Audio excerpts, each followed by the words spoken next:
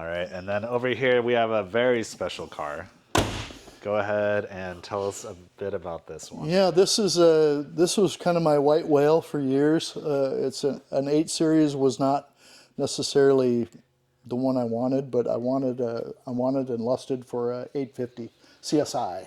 Okay. Which in the early 90s was a really unusual package that BMW finally came out with the 8 Series that made it a little more sporty, definitely firmer ride, way better handling, quite a bit more power. This is a 378 horsepower versus, is that right?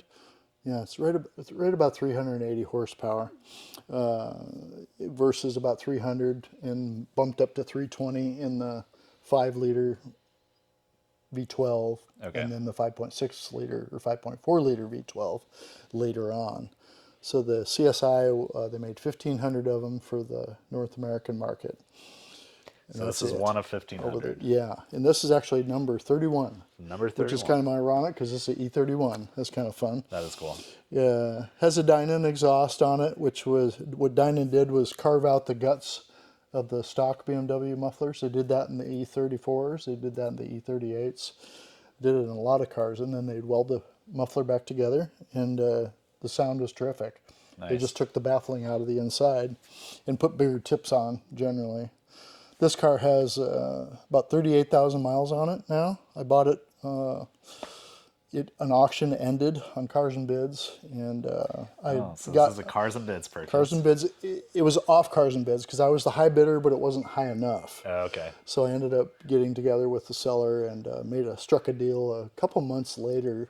Nice. Had this car for about 4 years. This car got delivered the day after the ice storm of 2020. Oh, fun. And it sat at a friend's garage for a few days before I could even get it here.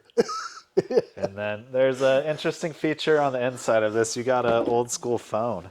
Yeah, these cars all came with a phone. Yes, it makes noise when you start it up, but no, you can't make a phone call. Oh, Everyone asks that, but no, you can't. The American CSIs had the wood trim. It was a U wood. Okay. Y-E-W.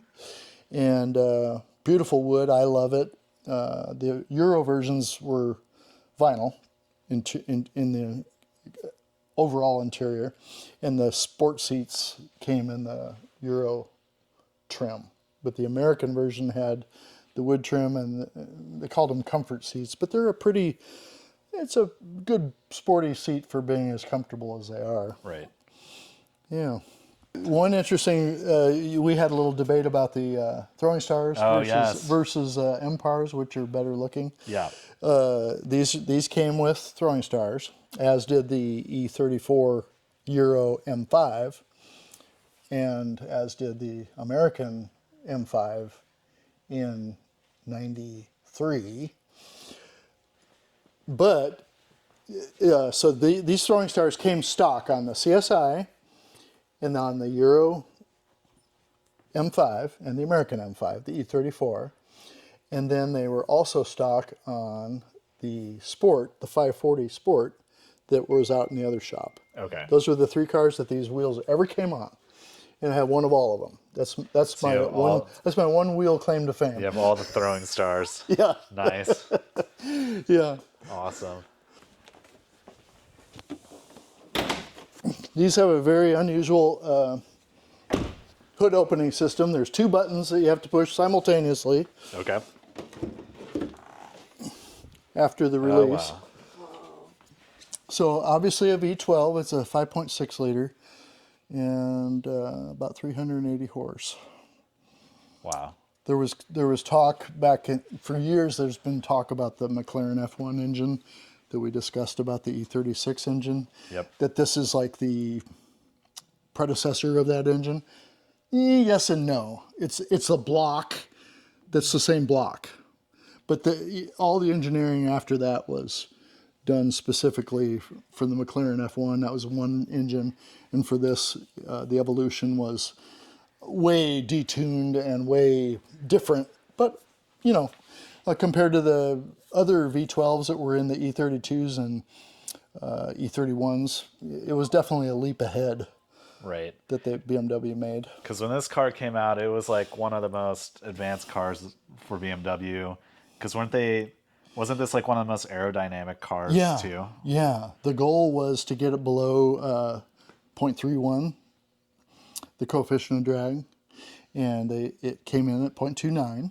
So And it was one of the first BMWs, one of the first cars in the world actually, that was completely CAD generated oh, really? and designed. That's cool. So they actually made a little bit of a boo-boo that they couldn't figure out, How to and fix. it was right here, right there, where it met the hood. It ended up bumping those arms into the back of the hood, right about here. Okay. Yeah, So but otherwise you can see how tight everything is. yeah, looks like it would be a pain to work. But they, the other interesting thing about E31s versus E32s, you know the nomenclature. 31 came before 32, right? The E32 came out before the E31. oh, really? Yeah. Why is that? E32 came out in 1987. The E31 came out in 1990. Late 1990, I believe. And it was because they kept that designation, the 31, for a coupe that they would just make someday. But it didn't happen until later. And it's the only BMW nomenclature where that's ever happened, where the model came out of order Interesting. versus back in those days, it was the E designation. Yeah, little fun tidbit. Yeah.